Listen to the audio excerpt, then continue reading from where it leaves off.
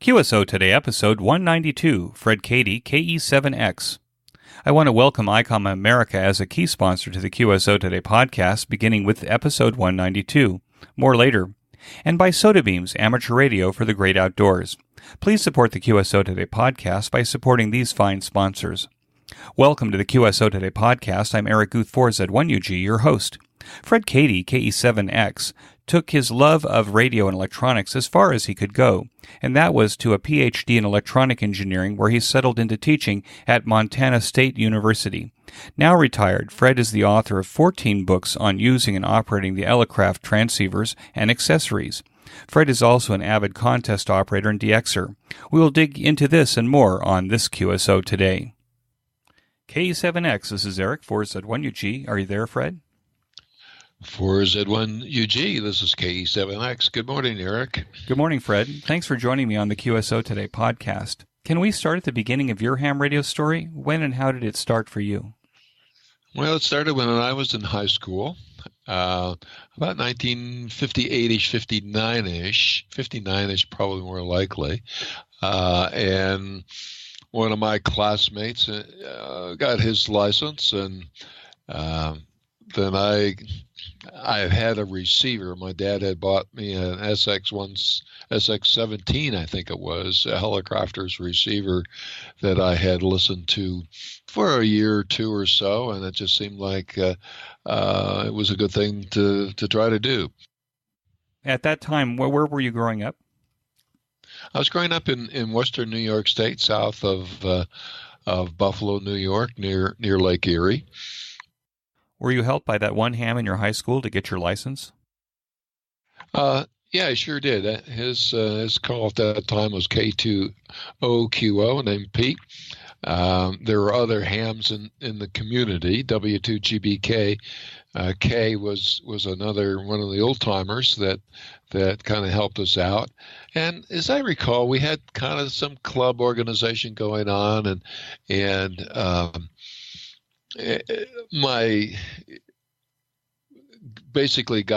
got the license over that period of time. Your first license was the novice? It was whiskey. I guess it was Whiskey November 2 Golf Hotel November, and then changed to Whiskey Victor 2 Golf Hotel November, or maybe it was WV2 and then changed to WA2. I forget. Well, I think there was a period of time when novices got the WV instead of the WN. I think that's right, yeah. So then it became WA2. Then it was WA2 GHN, right. Well, it was about a year or so after I got my license, my dad got his, so that was kind of cool, and we just kind of grew into the local ham community, the public service area, the field day operations, all there in the early 1960s. And did the SX17 remain the receiver of choice, or did you upgrade once you had the novice license? No, that stayed in the shack, and I for the receiver, and I think my first transmitter was a Globe Scout, crystal controlled. What was your favorite operating band as a novice? Probably 40 meters if I could find a crystal frequency that was away from the Russian broadcast stations. Obviously, you operated CW as a novice. And once you upgraded, what was your favorite operating mode? Well, I probably stayed on CW. I think that was what I liked most of all. I can remember some 75-meter personalities in that time frame in that part of the country on sideband, but I really never did much in AM or sideband operation. I was more interested in CW. Did you have an interest in contests or DXing at that point? Probably not DXing so much, but we got pretty active and involved in VHF contesting. We had a kind of a field day site outside of town on a hilltop site, and so a couple of buddies and I were really pretty active on some of the VHF contests there in that time. Would that be 6 and 2 meters or 2 meters and above? Yeah, 6 and 2 meters. Did you win any? I think so. I don't know if I have any certificates anymore, but I think we did pretty well. Did ham radio play a part in the choices you made for your education and career? Yeah, it did. When I graduated from high school, I wasn't able to go to college, uh, but what I finally did, I had been a ham for, let's see, I went off to college. I had my license for 3 or 4 years or so, and so uh, I was going to be going into engineering school and at Penn State University, and so I picked electrical engineering. And you received a BSEE from Penn State? I did, yes. But then you went on in your studies, right? You didn't just hang back, or did you go into industry and work for a while before upgrading your education? Well, I went back. My work out of high school was at General Electric in Erie, Pennsylvania, and so I went back to Erie and worked as an engineer in their engineering design areas, kind of getting into their stream of engineering development. And during my time at college, I also got pretty wrapped up in rock climbing and mountaineering, and had an opportunity to join what was then part of ESSA. It's now part of NOAA, on an expedition or not an expedition, but a job managing some equipment at Bird Station, Antarctica. And so I left Erie, went to Boulder, Colorado, and then spent a year in Antarctica, and then a few months in Alaska after coming back, and then I went to grad school at Caltech, California Institute of Technology in 1970-ish or so. So you went to Caltech?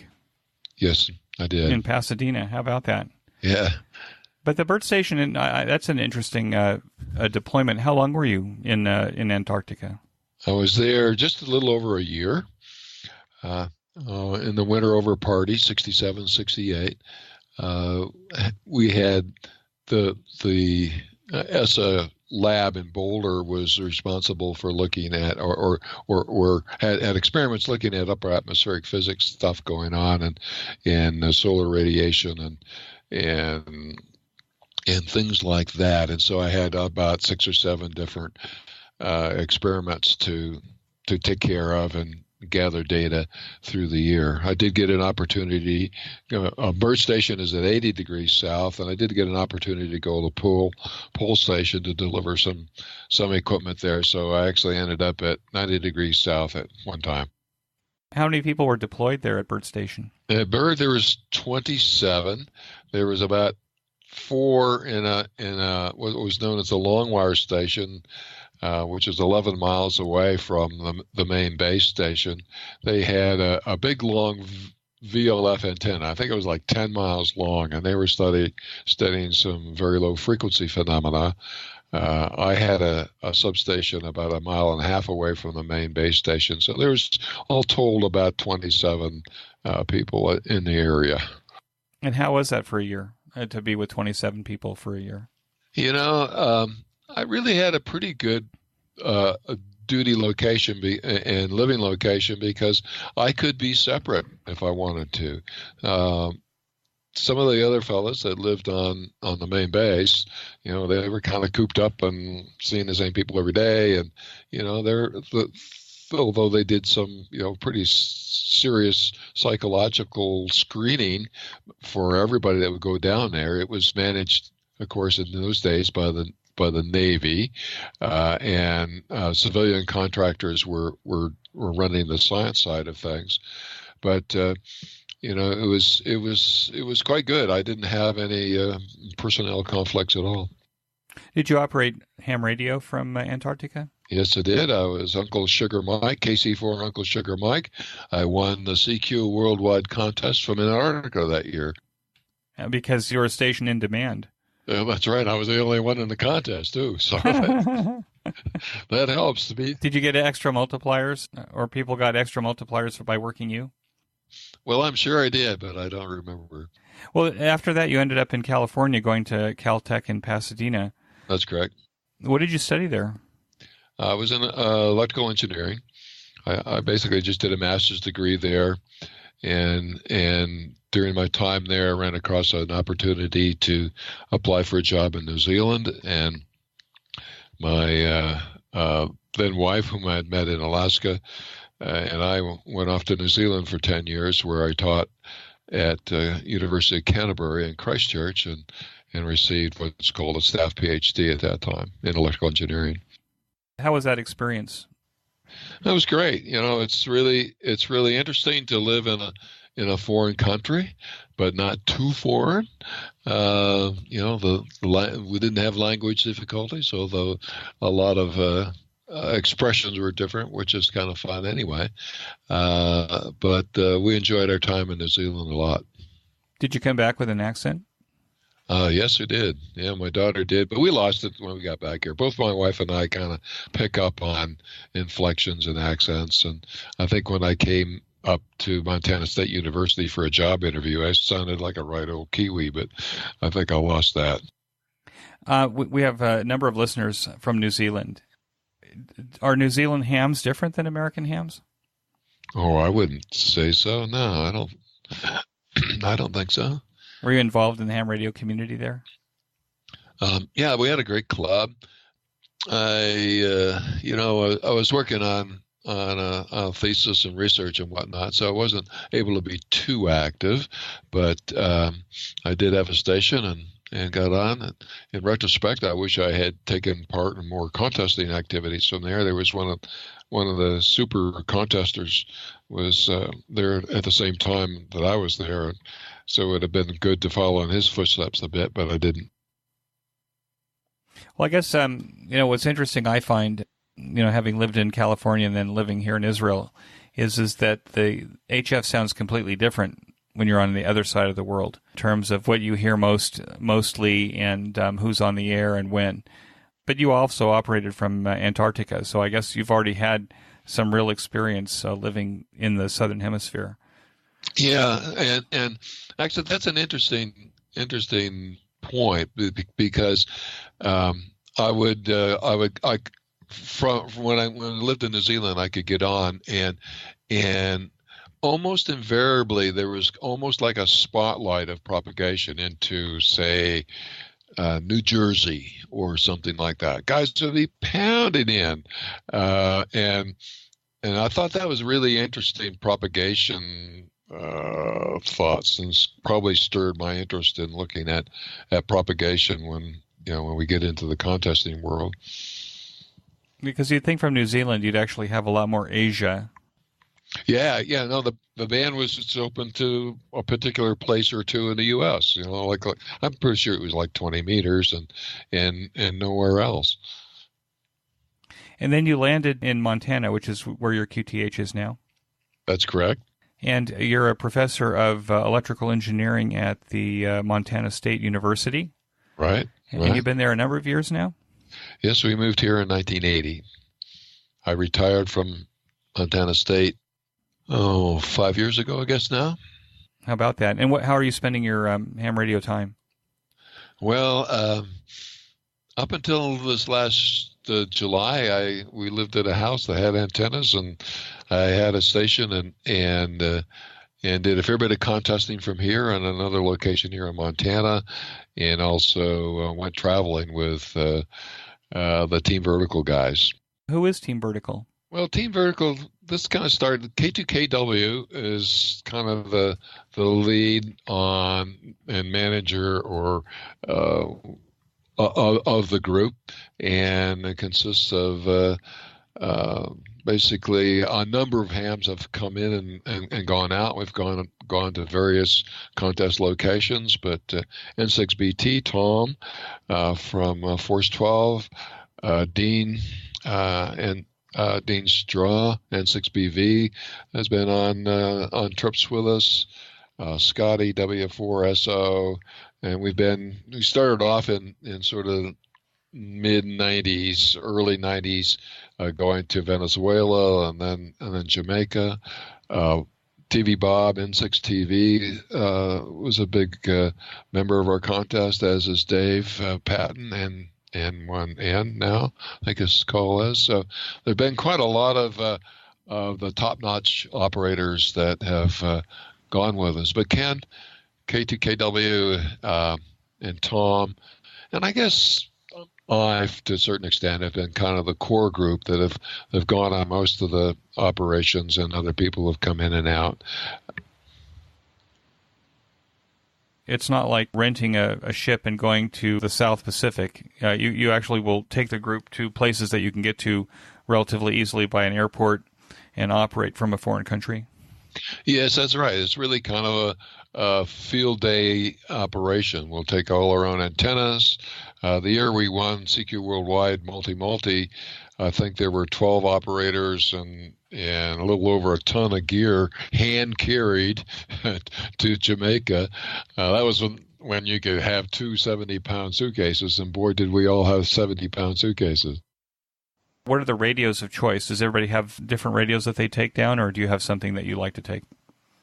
Well, in the 90s, we started off with, I guess, this is and that's, whatever we had. At some point, let's see, when we were doing worldwide from Jamaica, we were pretty keen on using MP1000s, and really found that the pile-up mush in the MP1000s was not great. Dean Straw, N6BV, who's on master, he's really was an ICOM guy, and we tried doing some things with modifying the night before the contest. My MP took it apart and started adding capacitors here and there and in other places. I didn't think I was going to get my radio back in time to have the contest. But then we discovered the Elecraft line, and with the Elecraft K2s came out, and the performance of those radios was far and away better than what we could get out of the big boxes, and so we adopted the K2, and I forget the year, and we started doing single op operations. And so one year we had, I think, 5 or 6 world single op band QRP records. And then the 100-watt amp came along for the K2, so we went back to Jamaica and set 5 or 6 world 100-watt records, including 160, from two point land, which is pretty good in worldwide contest. And then we migrated to the K3 as the K3 came about. With the new portable radios like the KX3 and the KX2, are those contest-worthy radios to take on these trips? I've not done those. I haven't been on a trip with Ken and the lads for a while now, but I don't think personally I would. I would stay with the larger radio, the K3. It's relatively light. Yeah. And now this message from ICOM. ICOM is now a key sponsor to the QSO Today podcast. My thanks to the team at ICOM America for making this possible. I'm excited to speak about the ICOM IC7610 and have viewed a number of unboxing videos on YouTube. This rig has full dual RF direct sampling receivers, in other words, 2 independent SDR or software-defined radio receivers, with Digicel preselectors in the front, where you can listen to each of these separate receivers on the left and right channels of your headphone or stereo speakers, allowing you to be in 2 places at the same time.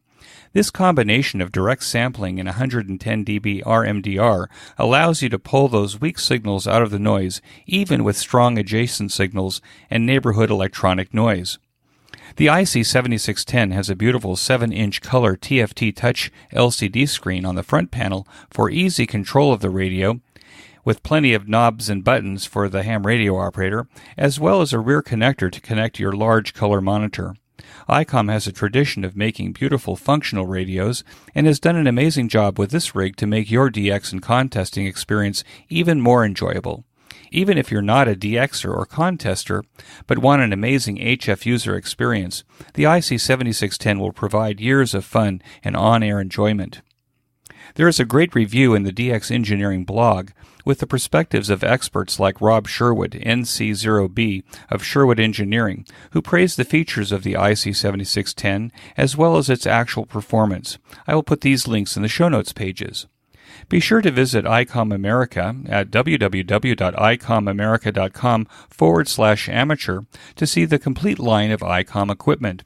And when you make your next ICOM purchase, tell them that you heard it here on QSO Today. And now back to my QSO Today. Now, you guys call yourself Team Vertical. Why is that? Where's the vertical come from? Oh, okay.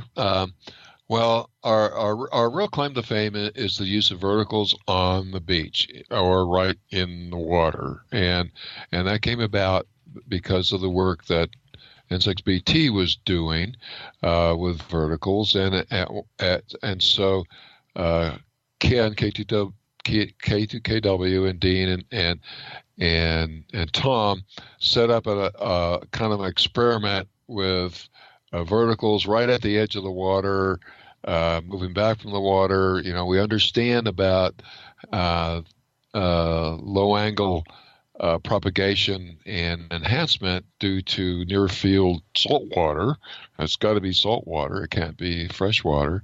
And so all our contest records and all the operations we've had, well, I guess basically since going to Jamaica or going to Venezuela in the sort of mid-90s is based on vertical antennas right on the edge of the beach and having phenomenal signals all around the world with the verticals. We would use directive arrays, 2-element arrays and 4-element arrays, but all verticals. You're using aluminum tubing for these vertical antennas so that the salt water doesn't seem to have as harsh an effect on them? Yeah, and of course we're not there for very long. The verticals that Tom would build all would collapse down. We'd be able to handle a multi-op station with about 3 Gulf carriers of antennas of aluminum. Some places we would put up an inverted L wire for 160, and then lately we've just been taking an aluminum setup for 160. It seems to me that the salt water would be pretty hard on like feed line and antennas, antenna junctions and stuff. And even though they're not in the water for very long, are you able to reuse like feed lines from event to event? And do you have some process to making sure that it doesn't get eaten up in your suitcase as it's headed back to America? Yeah, we would often leave a coax behind us and then use it the next year. We would always tape all coax joints and everything, and so and they weren't in the water per se. Sometimes they might get some wave action, but usually we would be on the edge of the water on the beach or the iron shore, and the antennas would get saltwater spray these were telescoping antennas that were riveted together following the Force 12 construction technique, and we would use WD-40 when we inserted the elements together, which would kind of displace water elements, rivet them up, and then maybe when we would go home, we would throw them in the pool at the condo we were staying at to kind of wash them off a bit, throw them back in the Gulf carrier, take them home, and Tom probably cleaned them up after that or something like that. But yeah, the antennas would travel back and forth for a number of operations, and although each time we seem to have a new version of antennas, we're there a week before the contest and then the contest. So, we're there 10 days basically would be the most time that we would have that stuff out there. One thing we did learn at one time was kind of amusing. This is, we use the verticals are all elevated verticals. It just doesn't work to throw a wire from into the ocean. That's not a good grounding scheme or radial scheme. So we used elevated radios, and at one time, and we'd pick up sticks of driftwood and kind of elevate things with that. And one time we had at the end of a radio kind of wrapped around a piece of driftwood, I guess, without using an insulator, caught the driftwood on fire. So there's some voltages at the end of a quarter wave vertical radio. But we learned things to keep stuff light. We wouldn't take porcelain egg insulators. We would use wire wraps or wire ties as insulators. Perfectly fine insulation, insulator for a temporary antenna location. That's pretty cool. So you've mastered the art of packing and getting everything you need down to a location, even with the new luggage constraints of the airlines. Yeah, it's tougher these days, for sure. But the equipment's lighter these days. Yeah. You were honored by the ARRL in 1988 for your commitment to teaching newcomers to amateur radio. A lot of time has passed from there. 30 years has passed since then. Have you changed your approach to teaching new hams today? I'm not involved in the classes so much. One of the other fellows in the physics department here is doing some of that. And so, after that time, I guess I can't really remember how things kind of slowed, but they slowed down. And in terms of how I teach things today, I bring my teaching skills, I think, to the books that I've been writing, and one of the things that I think in my professorial life, I learned was that people have different ways of learning. It was a big epiphany for me, and as I changed my teaching techniques in the classroom, I also changed or could apply that also to teaching some of the ham radio. So the ham radio books I've written about the Elecraft radio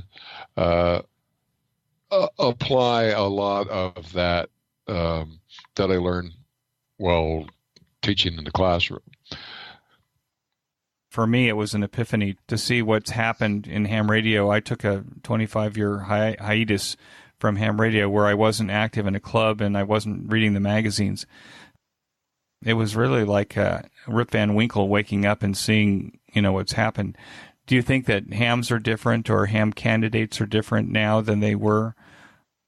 There's certainly a lot more stuff competing for their attention. I think so, although it sounds like there are more licensed hams in the U.S. than there ever has been for whatever reason. One of the fellows from the club the other day at our morning coffee session was kind of bemoaning the fact that these people in the classes really have no skills at all. It's really, really hard. And earlier on, we were talking about the Elmering situation, and I think that's a difficulty. This, the other things that we can do take us away from some of the things that we've done in the past, and so there may not be the opportunity for new people coming along to tie in with an older ham. On the other hand, our local club has a branch that operates in the local schools, getting sort of the middle school kids involved. They like it until they discover the opposite sex, I guess, and then there's a fair bit of operating activity, public service activity, and so in that sense, that's kind of like the same. I think the same opportunities are here than they were 40, 50 years ago when we were young. And but there's still a lot more of things to do. So I don't know. I think um, I think that the people that are coming in to the hobby today are the ones who have had this hiatus. So, and maybe they had a license before and went off to college and careers and families, or they had a gruff great uncle down the block who had his radio when he was a kid, and they want to recover some of that. But it's hard. I don't think the people are any different. I just think they're a lot more busy and a lot of things that they have to do. My friend VE3YT Vic in Ontario is kind of a mentor for the college age student club at the University of Waterloo, and he says they kind of want to put up a off-center fed dipole and take care of everything, and not sort of understand about, well, geez, a dipole may be better than an off-center fan. They're kind of are almost wanting to have a instant gratification. Right, one size fits all. They want to work 160 to 450 because some of the radios come that way, right? Configured, yeah, right. On one antenna. Yeah. Yeah, but I think that's where the Elmering comes in terms of where you actually need somebody to provide a guiding hand. Right. You've written 14 books, I think, on Elecraft radios. They have great reviews. I've actually have been moving around the various social media and ham radio sites looking at the reviews of these radios. You might be the most knowledgeable guy outside of Elecraft on their radios. Why Elecraft radios and not other brands that seem to be equally or more complex? The approach I take is that I want to learn how the radio works. I started off with me not understanding how the sub-receiver antenna switching was going on based on the owner's manual. And so I said, and so I like figuring stuff out. And I also like, I mentioned earlier on there are various ways people learn. I think I'm a visual learner. I think a lot of people are visual learners. They like to see things. Other people read things. Other people learn by doing things. And so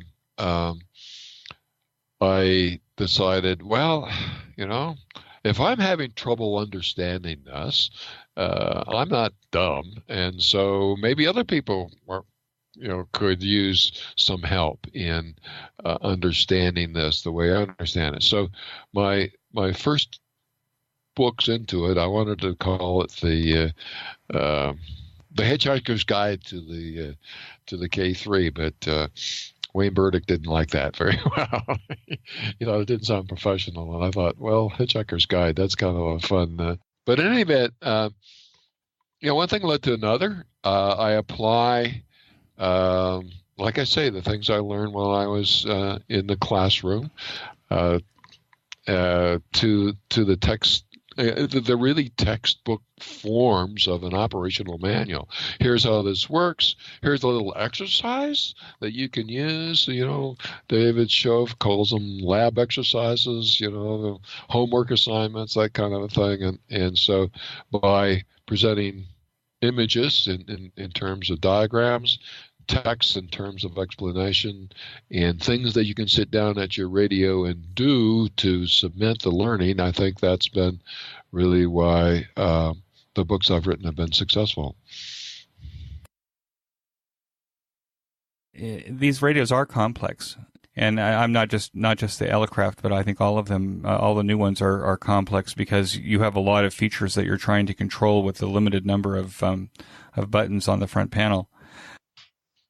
So literally, you actually will dissect a control or a feature in the radio and break it down so that, by the time that your student who's reading your book is done with the chapter and done the exercises, then he pretty much knows how to control the radio.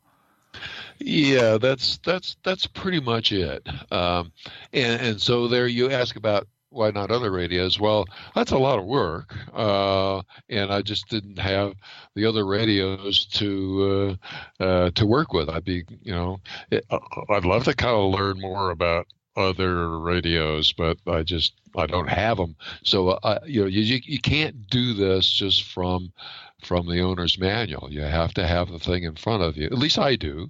And I have to say, all right, what does this button do if I push it? And oh, that's what it does. And here's why it does that. And da da da. So it's got to be, I may be a visual learner, but I'm also a hands-on learner too. I think that's a great idea. Actually, I hope that people listening will say, well, if Fred's not going to write the books on all the other brands, competitive radios out there, that there's an opportunity for someone else to do the same thing, hopefully, and make some of these radios a little bit more accessible. Have you thought about doing any videos, YouTube videos, or anything like that? At one time I tried doing that for a semiconductor company that I was working with, and in developing some of their online learning, and that's not my forte at all. I'd kind of like to. I've got a new project in hand with VE3YT, who's called authoring, and this is kind of more of a radio agnostic a book about how to be successful as a ham radio operator, and the thesis being, well, you can turn your radio on and push the noise blanker, and it does something. But if you understood what the noise blanker did and why it works in some places and why it works not, you're going to be more successful at using that particular feature of a radio, whether it's a Kenwood, ICOM, Yaesu, whatever. And so that's kind of the new thing I'm working on. I kind of forget where I was headed with this, but that I think, again, I guess that's applying. So it's kind of a dummy's guide to HF. Well, in a sense, I think it fits between the Ham Radio for Dummies, Ward Silver's book, and ARRL Operator's Manual and handbooks. It'll we'll kind of give. Say you're a returning ham after many years away, and I kind of like to get into DXing. What's the path I should follow in order to get into DXing? Or I want to learn something about. I just want to do VHF public service. Or what's the path that you follow to learn so that you can be successful at that? Whatever your goal is, collecting, DXCC or whatever the goal happens to be. We see from both DX University and Contest University, at Dayton, with increasing numbers of attendees every year, that this kind of learning is actually needed in ham radio in terms of giving people an opportunity to listen to people who have a lot of experience in person, perhaps, or maybe at some point we'll even see more of it on YouTube or on live webinars, but giving people an opportunity to actually, learn from the experts on how to be successful. And I think that's what we all need. We all need a little success at first, I think, to make us feel like we can do it and do more of it.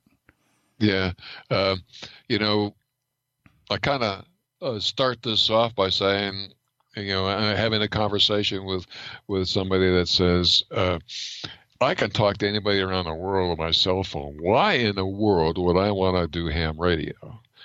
And I kind of say, and then my response is, well, what about challenge? Challenge is something that gives us satisfaction when we meet the challenge. Here's some really interesting challenges in ham radio. DXing, all the different award programs you can do, QRP operating, antenna design. There's all these facets of ham radio that are not just talking to somebody around the world, and can be a challenge for somebody. I think people need and they like challenges, and you feel good it's a challenge to get a license in the first place. Didn't you feel pretty good about that? Oh yeah, I did. So here's where you can go to get more challenges.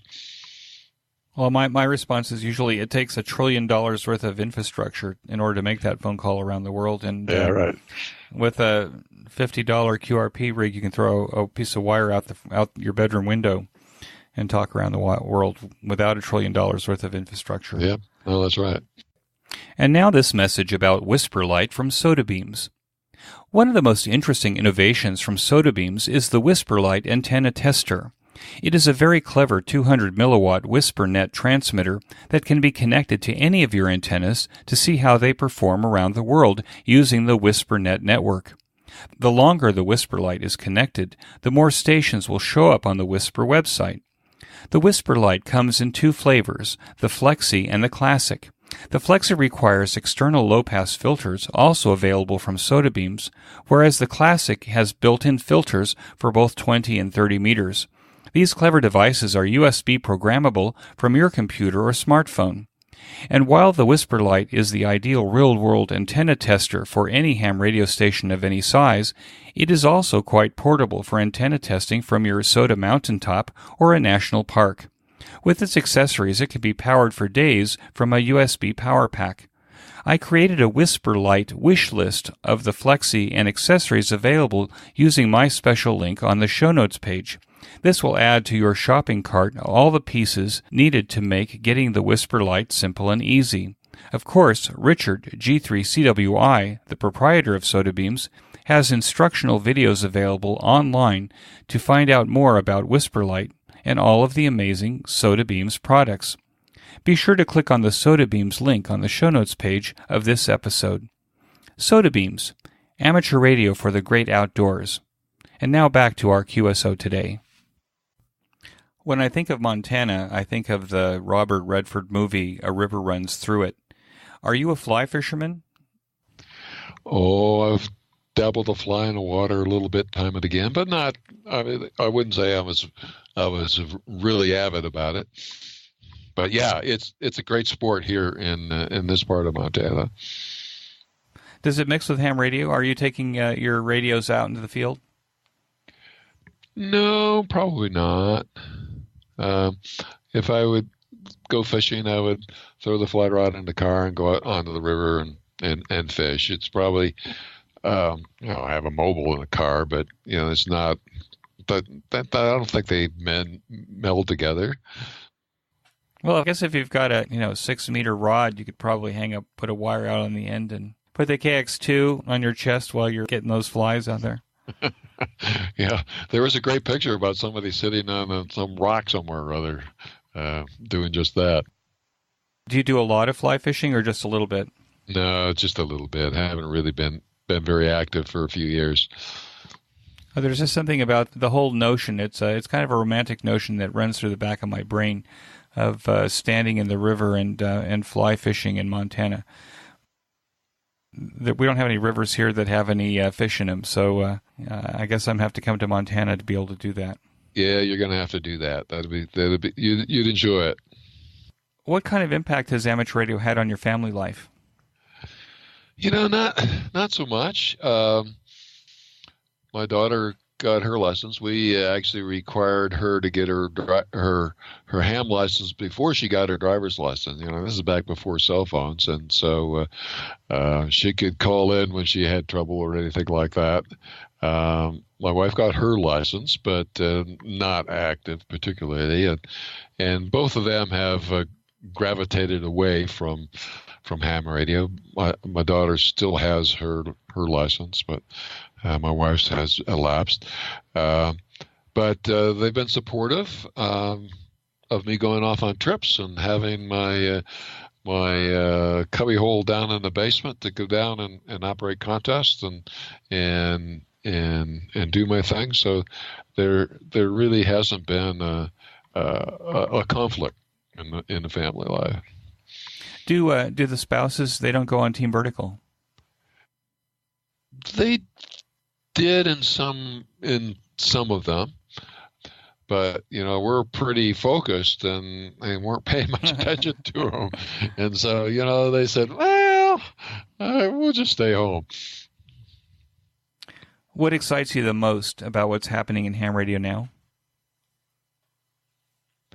I don't know. I get excited about learning new things. The whole digital repeater world is, I'm having taught microprocessors and all that sort of stuff. I'm kind of okay on the computer side of things, but the interconnectivity world is something I want to learn some more about. So the whole digital repeater, the DMR radio things sounds fascinating. I'm interested in looking at that. I'm not big on communicating over it, but I'd like to understand more about how it works and how to make use of it. I guess that goes back to my my whole learning. I really like to learn stuff. So that's that's where I am, and and now I'm in a condo where I'm not allowed any antennas, and so I'm sort of getting into the remote radio world. I'll probably set up a remote radio station here not far away from where I now live. I'm using one of my friend's radios remotely, which has been fun, and the new digital modes has been interesting. And so, there's still a lot to be excited about in ham radio, even after 60 years or whatever it is. Yeah, it seems to me that you can drop one thing and then something else pops up that's quite interesting. We're having a DMR renaissance here in Israel, and so I'm kind of excited that we're having a renaissance at all with ham radio here, and DMR seems to be the thing that's supercharging it.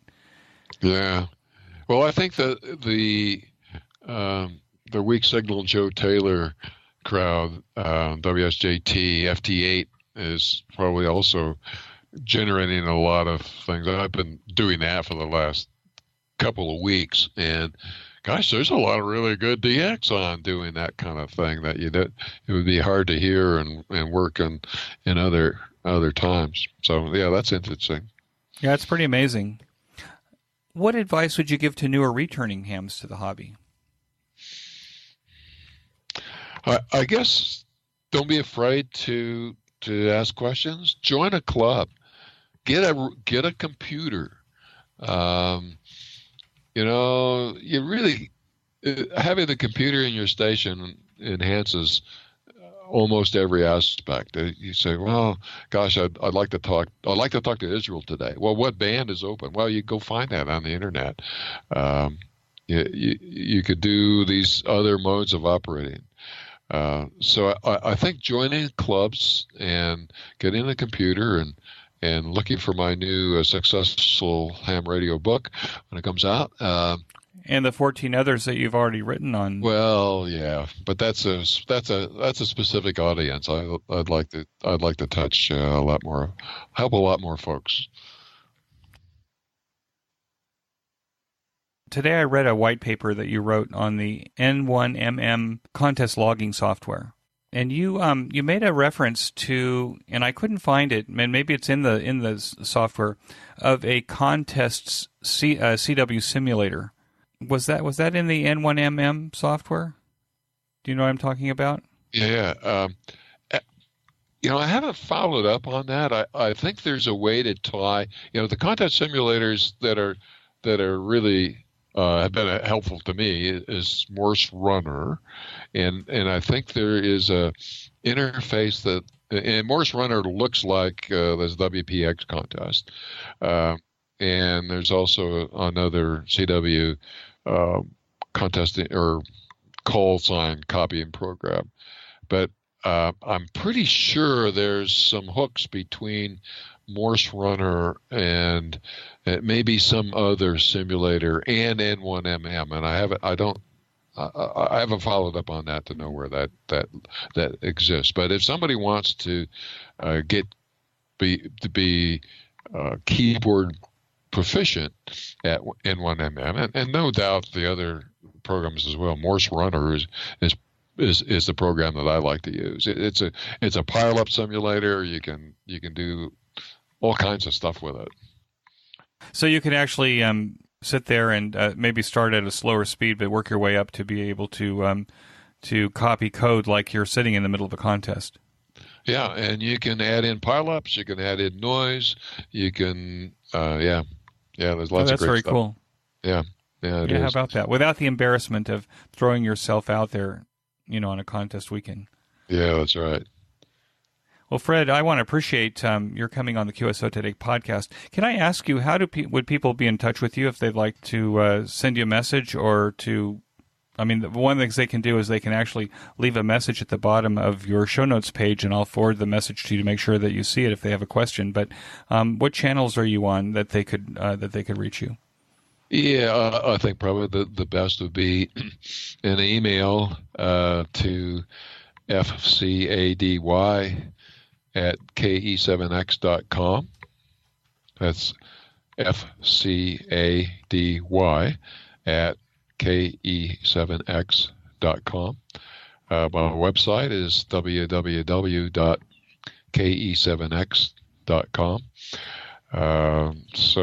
Any of those ways to go. Right, and there's all kinds of stuff on your website. I actually went through it, so I'll put up links to both of those in the show notes page so that if they want to reach out, they can.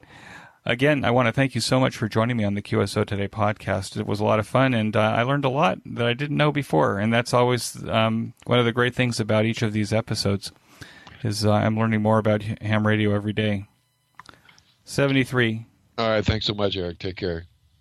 That concludes this episode of QSO Today. I hope that you enjoyed this QSO with Fred.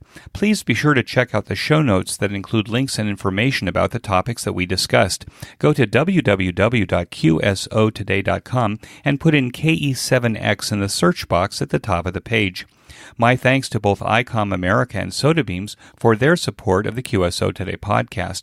Please show your support of these fine sponsors by clicking on their links in the show notes pages or by using QSO Today in the coupon boxes at checkout where it's applicable. You may notice that some of the episodes are transcribed into written text. If you'd like to sponsor this or any of the episodes into written text, please contact me. Support the QSO Today podcast by first joining the QSO Today email list by pressing the subscribe buttons on the show notes pages. I will not spam you or share your email address with anyone. Become a listener sponsor monthly or annually by clicking on the sponsor buttons on the show notes pages. I am grateful for any way that you show appreciation and support. It makes a big difference. QSO Today is now available in iHeartRadio and the iTunes Store, and now a host of podcast services and applications. The buttons for these are now on the right side of the show notes pages. Until next time, this is Eric for Z1UG73. The QSO Today podcast is a product of KEG Media Inc., who is solely responsible for its content.